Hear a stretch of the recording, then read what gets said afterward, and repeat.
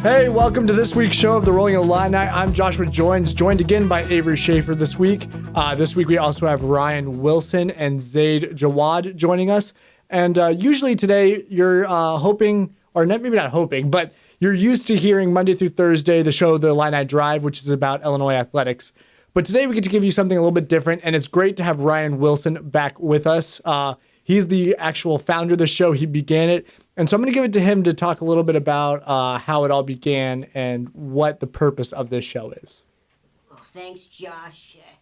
Back in my day when I was a student here at the U of I graduated a couple months ago. So, I created the show in March 2016. Rollin Illini, fun stuff.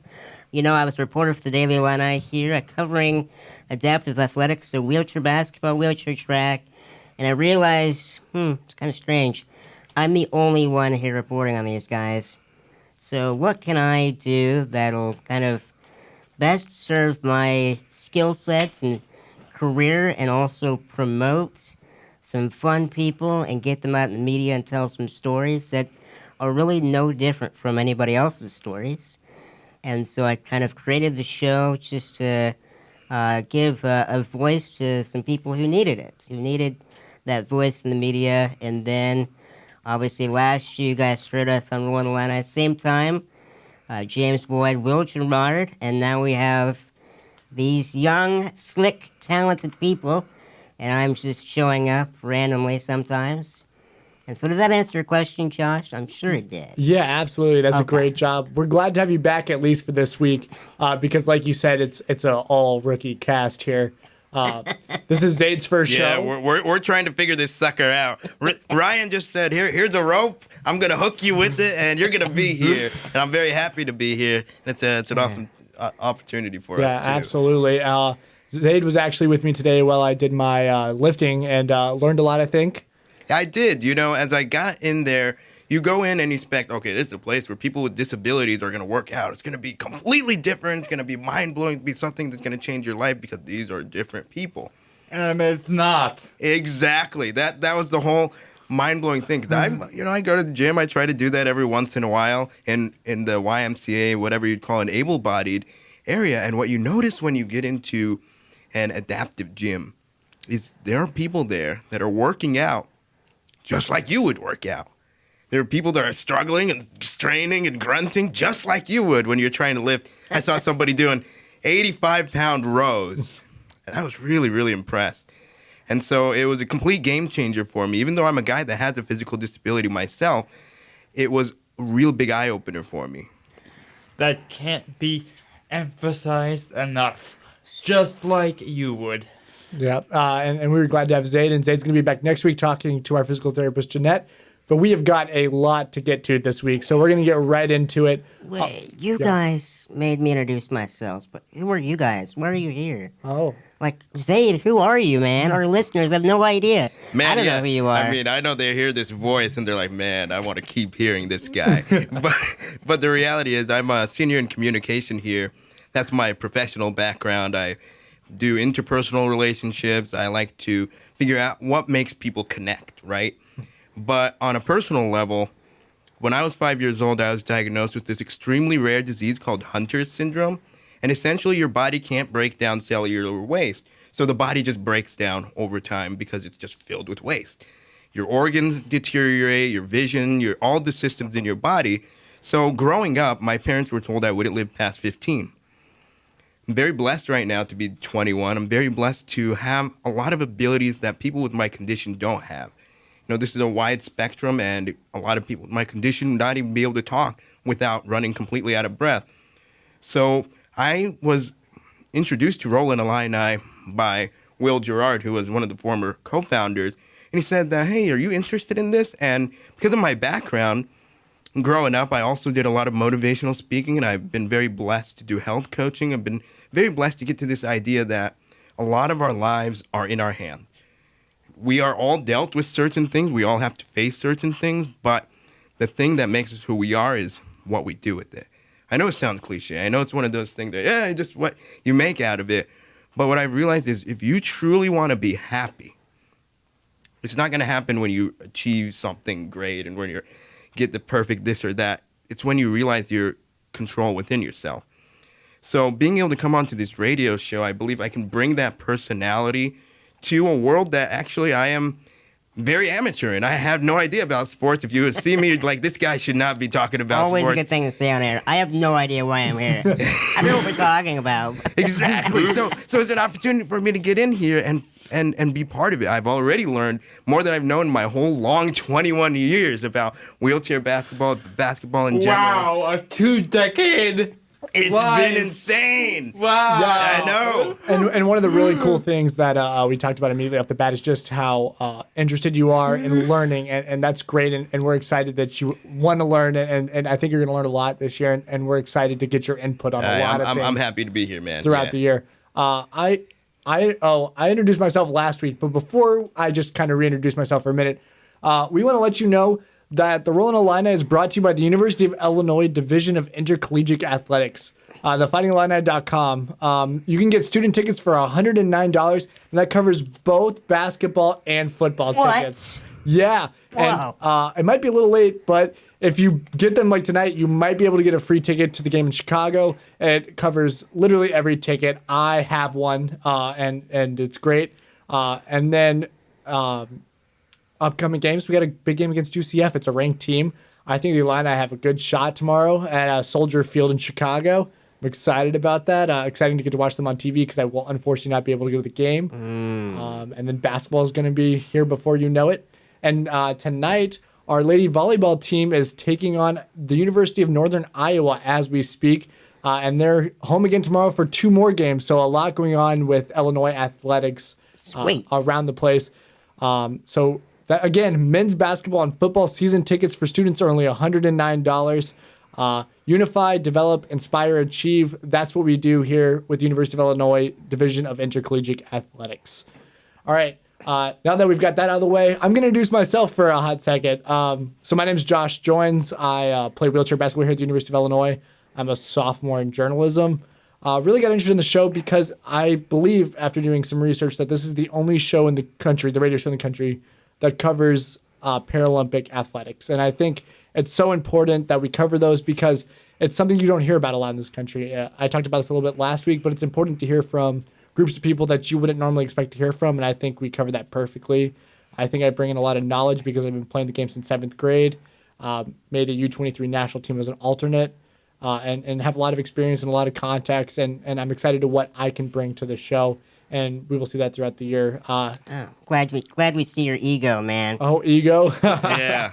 That's why I'm the kind of guy say, I don't know anything here. So you guys are excited to hear me. Yeah, I'm excited. I'm excited to get to work with each and every one of you and throughout the year. And I'm excited to get to hear your intake on some things. But Avery, tell us about yourself for a second. Just to remind you, I also introduced myself last week.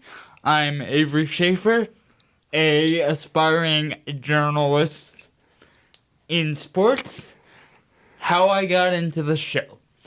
I believe wholeheartedly that as a player of just about as many Paralympic sports as you can name, we were underrepresented, and that is something that I really wanted to fix. Yes, I totally agree with you, Avery, and I'm glad you guys are here.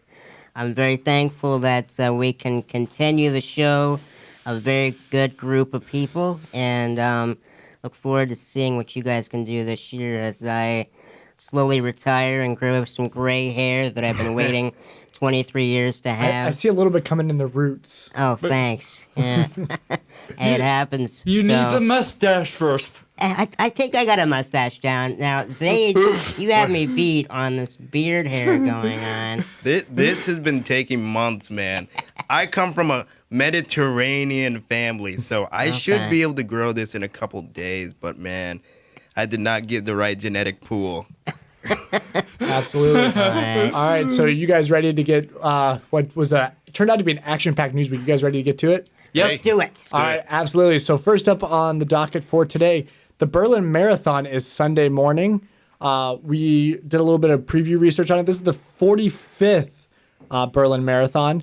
The wheelchair division and the hand cycle division will take off at 8:50 a.m. local time. No, it's like 2 a.m. local time. Well, local to Berlin time. Yeah. It's the middle of the night here. Yeah, just don't watch. Just Yeah. watch it like later on recorded. Yeah, and after doing some research and talking to our track coach here, Adam Blakeney, I found out that the course is flat, relatively flat, like here in Champaign, and also mostly on asphalt, which makes it an incredibly fast track for the athletes that compete on it. Doing some research, on the men's side, there's an up and coming young guy who's actually my age. His name's Daniel Romacek.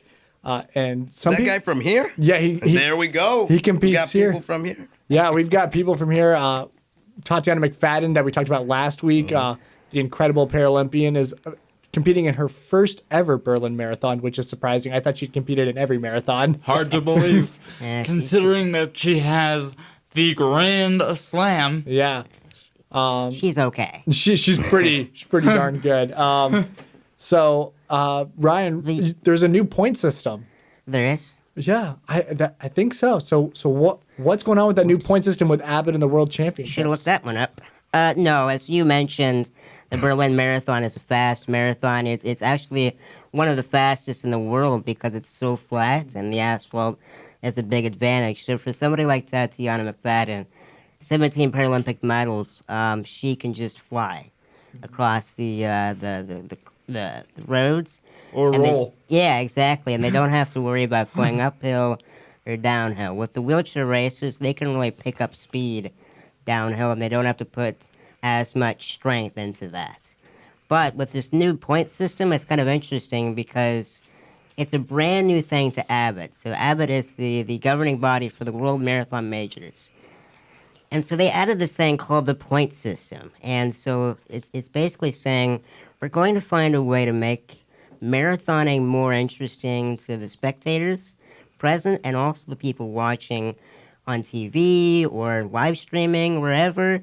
And so basically what this point system is, it's like the first one to get to a certain location on the route will get 8 bonus points to their world rankings. And so they can get those 8 points 3 times, and then after that, they can block somebody. So they can prevent somebody from getting those points. And so this point system is really fantastic because if you look at the world rankings last year, Tatiana McFadden finished second in the world by 2 points. So if she was using this point system, she would have probably a world title belt. But Who was the winner last year? it was Manuela Schar, of course. Manuela. So she is there again, and Tatiana is there, her first Berlin Marathon ever. Strange to hear from a winner like her, but it's a fact. She's there at a press conference chatting away. So it's going to be fun to watch, see how this point system works out. I know Adam, the coach of the Illinois wheelchair track team, is very excited to find new ways to keep the audience interested in wheelchair racing. So. You also brought up Manuela, and Manuela is far and away the favorite to win that. But this is also the first time Tatiana McFadden has been in the race, and so it's hard to counter out. Do you think Manuela kind of has an edge because she's done this race before, or do you think it won't really matter? I think it will give her a big advantage because she knows how the course works better than Tatiana. You know, Tatiana obviously has the speed. She's faster than most of the racers in the world, but for somebody who has the experience and also very good speed, I think it'd be tough for Tatiana to pull away with the win. But hey, what am I doing? Just sitting here talking. Tatiana may win by a mile. So, And you then, never know. then I brought this up, and then I forgot to finish my statement. On the men's side, somebody that's really exciting is Daniel Romacek, the Illinois student right now. He trains. I see him all the time in our gym, and he's really just a beast. Oh, I heard the coach, man. Yeah. I heard the coach today saying in all his years, he's never seen a guy with the kind of abilities that Daniel had. He's doing stuff on the track that's never been seen before. That was pretty. Yeah, really that's He's on the right track. Yeah, exactly. That's really promising words from a coach that's very experienced. He actually broke the record in the 5K. I'm from Atlanta, and at a place called Cedarville, which is right after the Peachtree Road Race in July. And watching the video of that, there was nobody around him when he finished. So he's up and coming, and he's expected to compete on a very, very fast Berlin Marathon track. So that'll be exciting to see if he can get the win and we can bring a title back to Illinois. Will he get the win?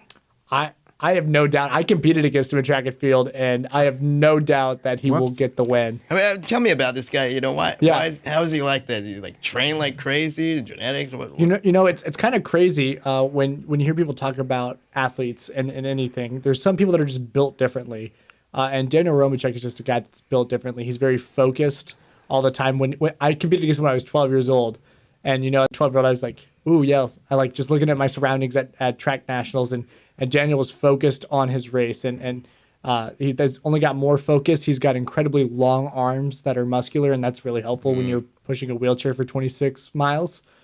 So he's just built differently than a lot of other athletes, and that's what makes him elite. Mentally as well. Yeah. Hey, I did a 10K last year. Yeah, I heard about it. In April. If I was going up against Daniel Romacek, I'm sure I would lose. Yeah. Oh, come on, man. You got to have more confidence than that. I mean, you said You know, your chair goes 5.1 miles per hour. I'm sure he can go like 15 miles an hour. I don't even pick up speed on a downhill. So it's Oh, kinda come on, Oh, man. that Come on. stinks. But Gravity. maybe we should do it this year, Avery. Me and you head to head. Zayd, you wanna? Oh, yeah. I mean, I can walk a block. Yeah, usually, most of the time. Okay.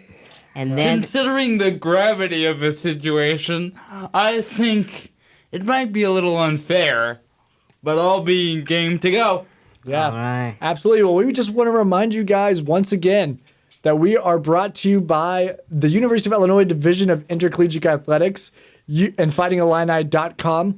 You can get student season tickets to both basketball and football for $109. That gets you tickets to all of the men's basketball games, all of the football games, and a lot of other events that are with Block Eye and the Orange Crush.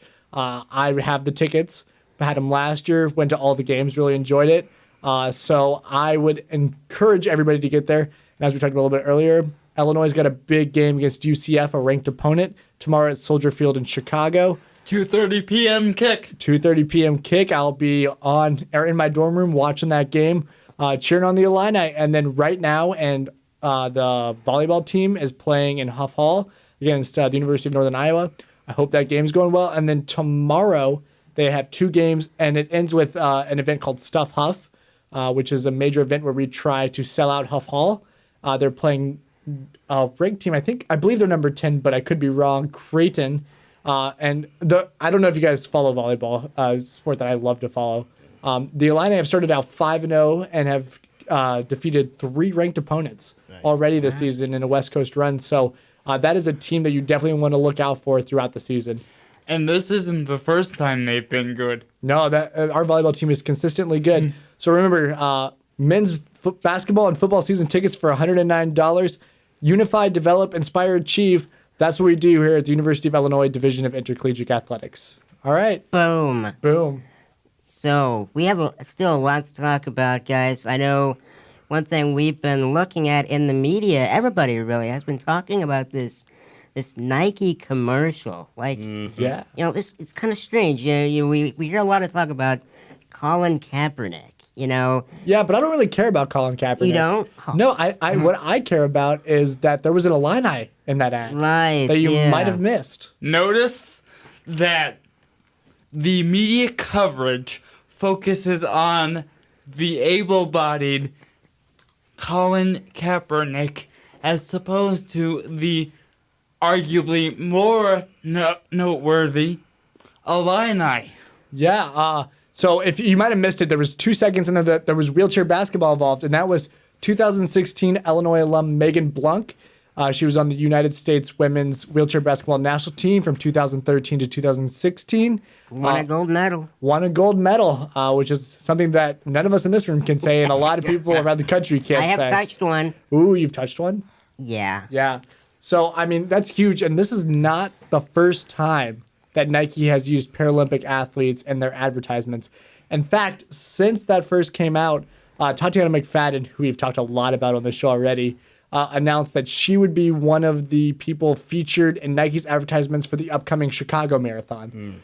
And it kind of goes back to 10 years ago. Nike did an advertisement on wheelchair basketball with a University of Wisconsin whitewater athlete and somebody who's been on the national team even up to this year, Matt Scott. And he talks about all these different excuses, and it's really zoomed in. And then at the end of the ad, it zooms out, and you realize that he's in a wheelchair. Throughout the time, you don't realize that he's playing wheelchair basketball. I would absolutely encourage everybody. Yeah, go check that out. It's on YouTube. Google Matt Scott Nike ad, and it's a fantastic advertisement. And that began kind of Nike's inclusion of Paralympic athletes into advertisements. So I have to ask, this is a question that was going through my head as I was watching the ad. What do you guys think is some of the reasons for the underrepresentation of disabled athletes in the media? Well, I think Zayd and I were kind of talking about this before the show. The U.S. Paralympics has just not taken off here in the United States. In places like Europe and Australia, it's really taken off. While the Paralympics are going on, they get almost the same amount of coverage as the Olympics do. Check it out. They got 2.4 million tickets in the London Paralympics. Yeah. 2.4 million. And if you want to check out media coverage differences, in Europe, they covered NBC about 150 hours compared to ours was a offshoot of NBC, 5.5 hours. So there is a big discrepancy, and we're really, really interested in uncovering what this is and maybe what we can do about it, too. Yeah, so the London Games in 2012 was kind of an interesting, pivotal moment for the Paralympic movement because they brought attention to the Games in London, in a place that really didn't know about the Paralympics. So it had all this media coverage, and as a result, the International Paralympic Committee believes that, it really changed perceptions. So it changed perceptions of what persons with impairments can do, but that's in London, in the UK, and not here. Do you think it's a step in the right direction, though? Yeah, Oh, sure. Do you think the Sydney Games way back in 2004 had the same effect for Australia? Because I know Australia is really big in covering the Paralympics as well. Yeah, I'm sure hosting a Games really makes a big difference, and I think that's why the LA 2028 Games is very important for the U.S. To learn more about the Paralympic movement. A whole decade away. I know. I'm signed up to volunteer, and I'm sure I won't get selected. That's awesome. Nike's been an incredible partner for the U.S. Paralympics.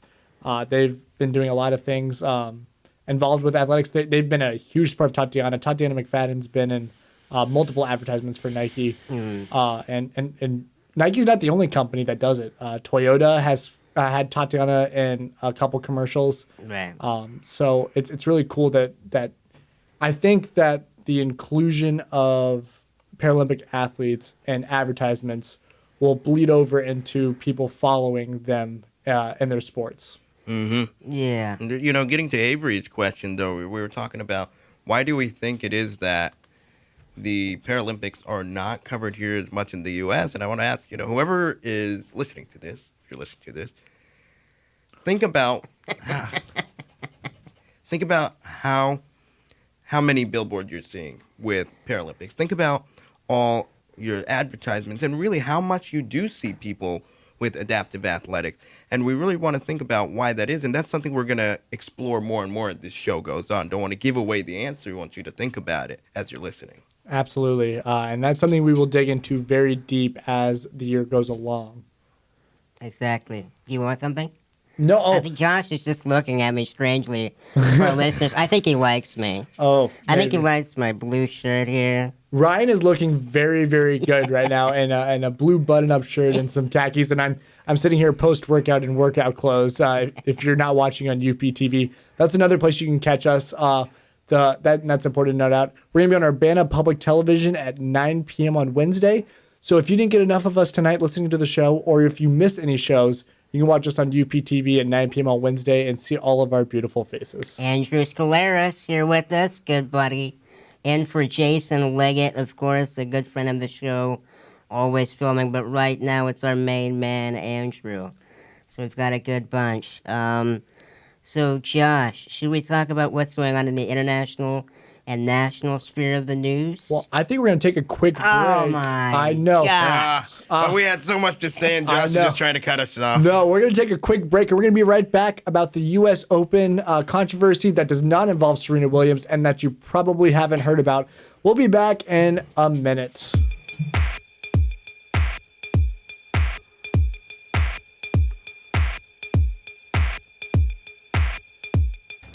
Hello, everyone. Welcome back. Now for the controversy you may not have heard about in regards to the U.S. Open. Dylan Alcott, a 6-time major champion and paraplegic athlete, was forced to play on an indoor practice court because rain forced him off the regularly scheduled court at the Australian Open. No, I was at the U.S. Open. Dylan was obviously really mad about that. And the reason he was mad about it is because in the indoor practice facility, the only people allowed in were the athletes and the coaches. Mm-hmm. So that meant nobody got to watch it. And Dylan is an incredible athlete. And it was a world number 1 versus a world number 2 in the quadriplegic division. So it was a matchup that a lot of people came to watch. Dylan said 100 to 200 Australians flew all the way to New York to watch him compete and then did not get to watch him compete in the final. It was his 6th Grand Slam, and he was not particularly happy about that. I mean, I thought that was ridiculous. You know, he was saying, how can you be holding a medal? How can you be holding something and there's nobody there to see you holding it? You're right. It's really crazy. He said he had such mixed emotions about being there. Like, while he's playing, you're just like, who are you playing for? Talk about not exposing para-athletes to the media. No one was even there. What was interesting is I think their cameras were in there. Am I wrong about that? Cameras, I don't know. I think they might have had it live streamed. But ESPN interviewed Dylan after the match, and he talked about how much of an emotional turn it was for him to have to play in front of nobody, and that really made him upset. Yeah. And it kind of changed his mind. But then halfway through, he realized that his opponent, David Wagner, was going through the exact same thing, and that he would be really mad if he woke up the next morning and he didn't have a medal because he let that affect him. So, Josh, as an athlete, can you talk a little bit about how important is an audience for you as you're playing? An audience can make all the difference. We have a home tournament every year, and last year was in March. And on a Saturday night, we played at the University of Missouri. The marching band was there, and it was filled. The Arc was filled with people watching us, and it was an electric atmosphere. And that makes you want to be that much more excited about playing. It makes you that much more excited when you do good things, and you know you have the crowd on your side. And so with 100 to 200 people coming to watch him, he was going to have the majority of the crowd there. And so that could be a real boost when you're tired, because that's a week-long competition, and he had already played 3 matches. So I can only imagine how tired he was. And that audience can really give you that extra boost to find the next level. Yeah. You know, a lot of people, when they look at celebrities and look at athletes, they think, man, these guys are just show-offs. They're just trying to show us who's best. And, you know, it's true. Some people are trying to do that. But the majority of people that I've seen and that I've heard of and I've read about, they consider you in the audience as the star of the show. When they're showing their game, when they're showing their skill, they're winning, but they also know that somehow that's going to do something for you as the watcher. So it gives you, like John's saying here, a huge edge. It's your electricity, because it's not just about you. it's not even just about the team. It's about the audience that's there. And correct me if I'm wrong. Yeah, absolutely. And there's more pressure, which some people feed on pressure. When you play in front of an audience and people see when you mess up, so that makes you even more focused sometimes if you feed off that pressure. So having an audience is just so important. Yeah, so the idea with Dylan is that they were playing on outdoor courts, and then on the last day, biggest competitions, biggest matches, it rains.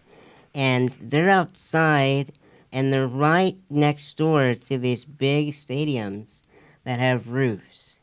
And so Dylan was like, why didn't you let us play in there? Why could we not play in these big stadiums in which we're protected from the rain? It's fine. And so the complaint he had was, well, I think you guys are just trying to find ways to save money. And I think the fact of the matter is they are. They just ended the U.S. Open with Serena Williams, and then they jumped into wheelchair tennis. So it's probably going to be really challenging for the officials of the U.S. Open to have these wheelchair athletes and the officials of wheelchair tennis barge into a stadium that just finished up competition and have to re-energize the place. They probably just don't have the energy to do that. The organizers' main concern was money. They Right. couldn't keep Arthur Ashe Stadium and the other one open for the whole time due to money concerns. Right. But one thing Dylan brought up in his interview was that at places like the Australian Open, Dylan had like a 2-day break, I think, between his last match and the final. And it's one of the first times that he's been to a major competition, where it was on the last day, was when they held the final. Usually they just go back to back to back to back. And so that leaves time for there to be rainouts and issues, and they still compete where they should be competing. Yep. And so when money is an issue, a lot of the time that's because there's not enough exposure, there's something going on. So you as a listener... Exactly. There's a secondary issue there. Yep. So you as a listener can actually help by following these athletes. When we're talking about athletes, we're not just talking about them so it's like, yeah, these are really cool people, but because we want you to be able to take action. If you go and check them out, see how awesome they are, see their abilities, you're going to be blown away. And then follow them. Like them on Facebook. Check out their YouTube. And when you do that, you're creating exposure and you're going to make a change. Every single person that does it can do it. Their audience needs to be created for them because it's not there. And that's what I think Dylan's point was at its heart. He wanted to expose what wasn't being fairly done. No, it was absolutely unfair. And for someone as decorated as Dylan, he actually just almost recently, he's world number 2, but he kind of recently transitioned. He played wheelchair basketball and competed at 2 different Paralympics in wheelchair basketball before switching to tennis. So he is a multi-sport athlete and a proven one in multiple sports. And so he should get all the media attention and all the fans that he's a beast. He's got his own radio show, actually. He's also a motivational speaker. Definitely check him out. Absolutely. While going through research for it, he's actually the same one who got left on an airplane in Australia and kind of gave it to the airline for doing that. So he's really a great advocate for people with disabilities. Dang, that's crazy. In every aspect. Yeah, so he actually created his own business. We were talking about this before the show with Zayd and I. So Dylan Alcott created his own business to assist persons with impairments and try to find ways to better their lives and make them feel as if they belong and make a difference and all of that. So that's kind of at the core of what he's doing and why. And I remember he was interviewed on the Australian version of the Today Show, and he was talking about, I'm not in tennis to win medals. I'm really in tennis to show people what they can do, and that's why I have my company or business. So it's really interesting stuff. That's powerful stuff, yeah. Absolutely. And I know we have a lot of international news, too, besides Dylan Alcott. Yeah, we've got a lot of... It was a really heavy news week. We actually had our meeting on Sunday about what we're going to have on the show. And then all of a sudden, all these news stories popped up throughout the week that we'd like to touch on throughout the week. So let's start with the UTA hire. UTA at the University of Texas at Arlington has a women's and a men's wheelchair basketball team. And a Facebook post, their men's head coach, Doug Gardner, posted that for the first time ever, they're going to have a full-time coach on the women's side. The women's team at UTA are back-to-back national champions. They have Paralympians Rose Hollerman and Abby Duncan on that team. And it's going to be Jason Nelms, who is the same coach they've had in the past, but he was in a volunteer role. So now he is going to be a full-time employee, which means he can give all the time and attention to that team, which means they're just going to be that much better. I'm glad to see that they're sending the message of actually committing monetary resources to a disabled athletic team. It's about time, especially one as gifted as the one at UAT. Absolutely. Next on the rundown is let's go to Russia. Let's go to Russia. Let's do it. Let's go to Russia as a trip. No, so for those of you that don't know, Russia has been banned from the Paralympics due to the state-sponsored doping that was found out. Their Olympic team, I believe, got reinstated. I don't know that one. I believe they have. But I think they were playing, but as an independent. So they were, but both the Paralympic and both the Paralympic and the Olympic teams are trying to get reinstated. Sure. And so Ryan has an update on that for us. What? So, with Russia, of course, as Josh mentioned, that as a country, they're not right now welcome at a games, even though their athletes can compete as an independent. So they're not going to carry the Russian flag at a ceremony. But the IPC, the International Paralympic Committee, and the World Anti-Doping Agency is trying to work with the Russian Federation to find ways to make them eligible for a Paralympic Games. And so they've kind of created a list of criteria, like you have to do these things in order to be eligible for a Games. And if you don't check all these boxes, you're not going to be in a Games.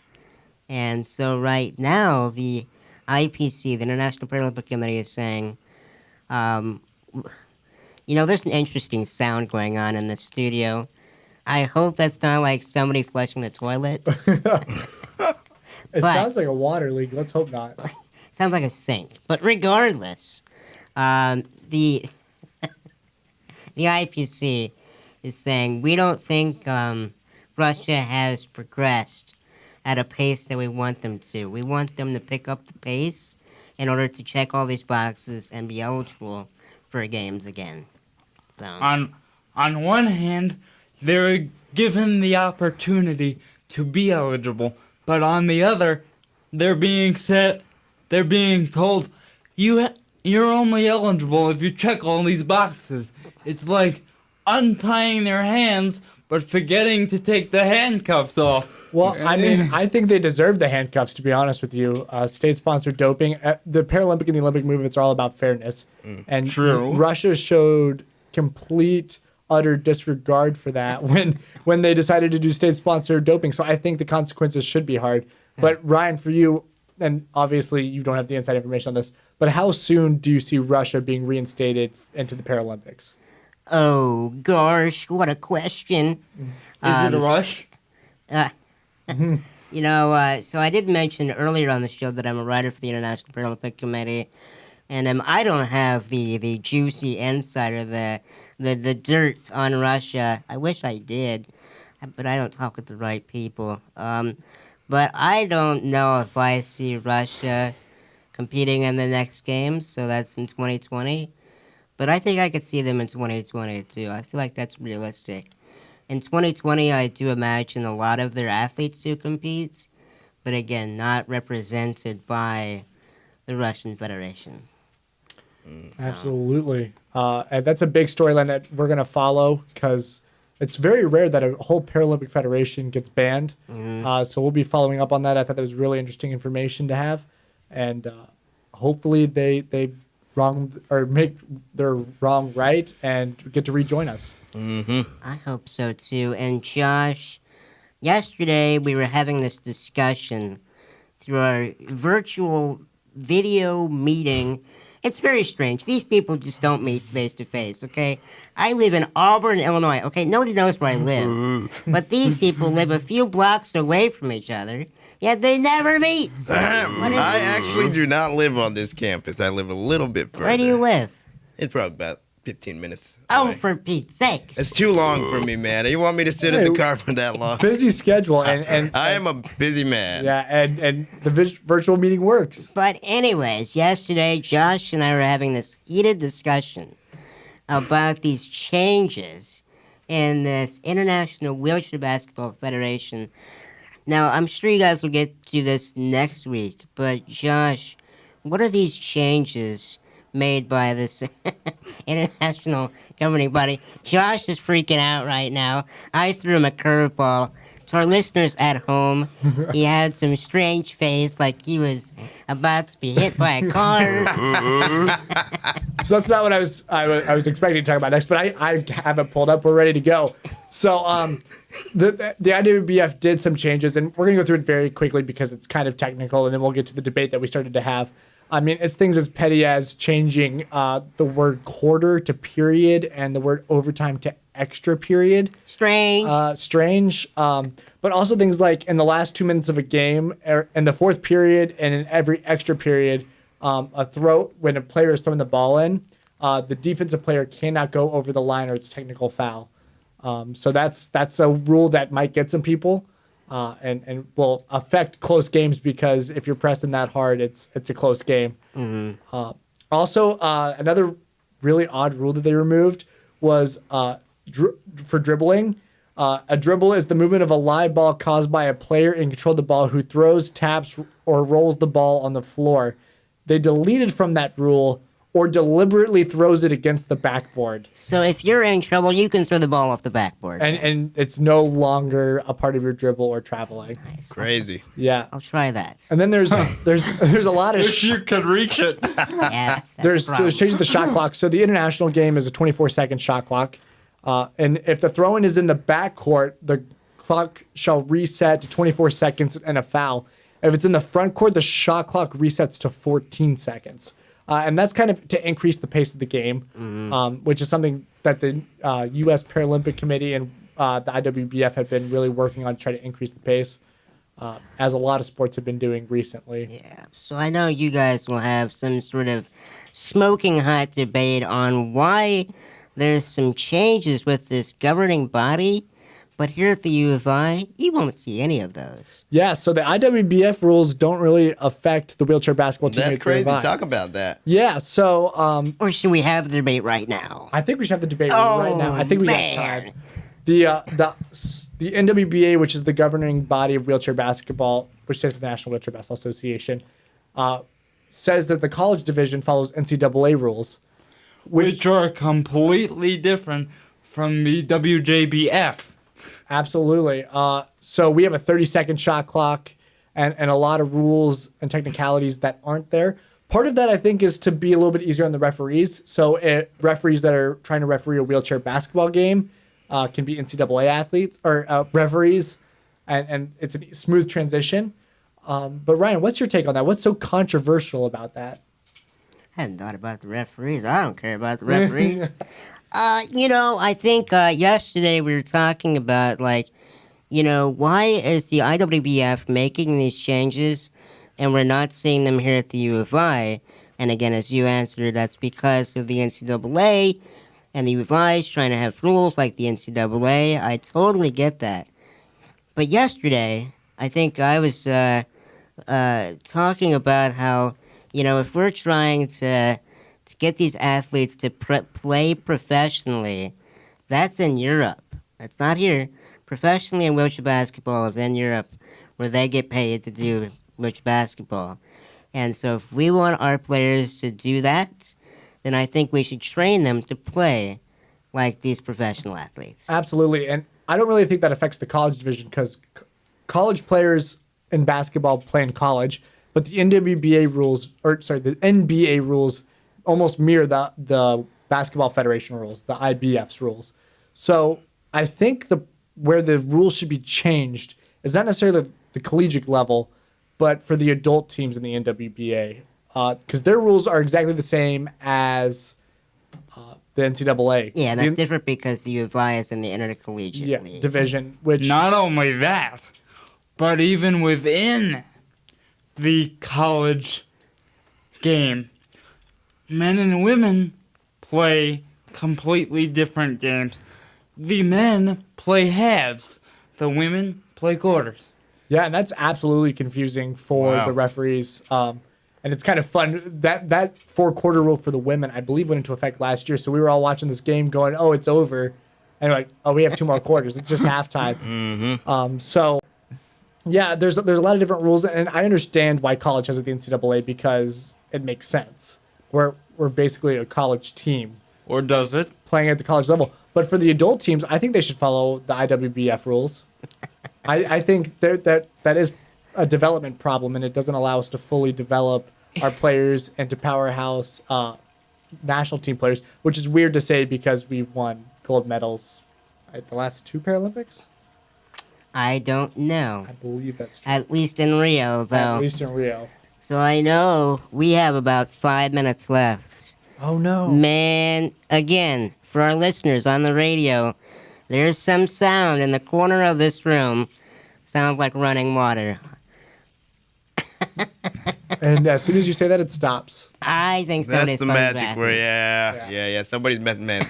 These guys are too good. Yes. Anyways, I know you guys like to wrap up the show with kind of your take on things and what's going on in kind of your lives. And Josh, I know you wanted to talk about National Suicide Prevention Week. Absolutely. So this week is National Suicide Prevention Week, which is super important around the country. I had a family member who committed suicide when I was in high school. And, it makes you take a step back and think about things. Mental health has been an important part of this show since the beginning, as Ryan can attest to. And mental health is important in college. The audience here, suicide is the number 10 cause of death in the United States, but the number 2 cause of death for people between the ages of 10 and 34, which is right here at the U of I. Mm-hmm. And there's a lot of changes you're going through. And so when I was thinking about what I wanted to talk about, how I would relate it to the Rollin Illini, I tried to do some research on suicide rates for people with disabilities. And while it's known that they have higher rates of depression, there's not really statistics about people with disabilities and suicide. So then I kind of moved in another direction. And I just have an ask for people this week. Check in on somebody. Even strong people you think are strong, check in on a friend this week and make sure that they're doing okay. Seriously ask them what's going on in their lives. If they're having problems, let them know. It's so important because sometimes you don't know what somebody's going through in life. Go ahead. I'm going to tell you one thing too, that a lot of the time when you ask somebody, so how are you? Most of the time, they will not tell you how they're really feeling on the first time. You can bug them. Be annoying. Yeah. I have a younger sister, and I always do my best to make sure to ask, how are you? What's going on? Even if they seem to push you off a little bit, especially with younger people that do that, they don't want to share their feelings all the time. Keep going. Because it's important. Even if they don't. It's important. Right. Even if they don't end up sharing their feelings, they know that you're there. And that's, to me, is the most important thing. People know that you're there and you're willing to listen. It's going to make a big difference. Whether you're a person with an impairment or if you're a person that doesn't have anything. I believe a really significant part of this show is showing how it doesn't matter whether you have a disability or whether you're able-bodied. We all go through human challenges. And all of us have the potential to get so depressed that you are thinking that life isn't good enough. We all go through this, especially as we're younger college students. We're trying to figure out our place in the world. So like Josh is saying here, do make sure you check in on other people and make sure you check in on yourself. Make sure you know, what am I doing here? What gives you that zest and that passion in life? What is it that keeps you going? Because when you can identify that for yourself, then you much more easily do it for others. Exactly. Thank you for sharing, Absolutely. Josh and Zayd. Just getting off your point. If you or someone you know is struggling and having suicidal thoughts, There's a toll-free number 24/7 days a week that you can reach out to. That number is 1-800-273-TALK. That's 1-800-273-8255. Just a super important number. Check in on someone, show kindness, because that's what it's all about.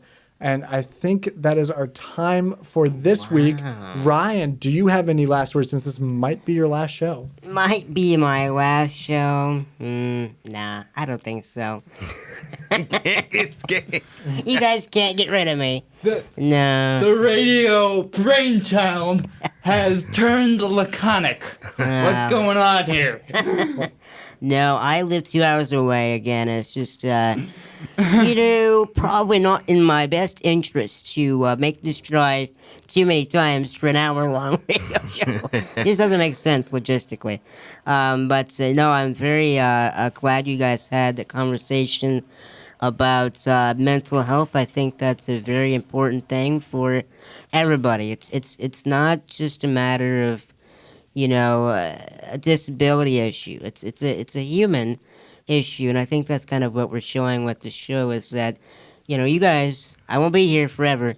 You guys are going to talk about things that are solely about the disability or persons with impairments. But really, this stuff can be related to anybody. If I ask Zayd some questions about his life, he'll probably give you some information, and you'll be able to think like, wow, I don't have an impairment, but I can sure relate to that. I can relate to those struggles.